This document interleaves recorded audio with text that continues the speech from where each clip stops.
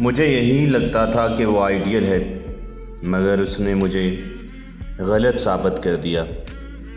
وہ ایک بٹا ہوا شخص ہے، 4 سال کسی لڑکی کو ٹوٹ کر چاہتا رہا، اسے اپنی محبت دیوانگی کا احساس دلاتا رہا۔ کوئی اتنا عرصہ کسی کے ساتھ چل کر اس کی جگہ کسی اور کو کیسے دے سکتا ہے؟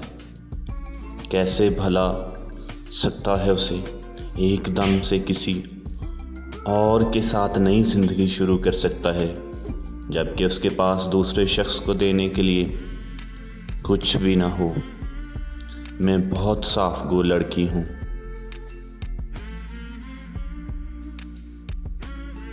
رشتوں کے معاملے میں مجھ سے منافقت برداشت نہیں ہوتی۔ وہ شخص جو 4 سال کسی کی چاہ، کسی کی پسند، کسی کے خوابوں میں رہا، وہ میرا کیسے ہو سکتا ہے؟ کیا رہا ہوگا میرے لیے اس شخص کے پاس؟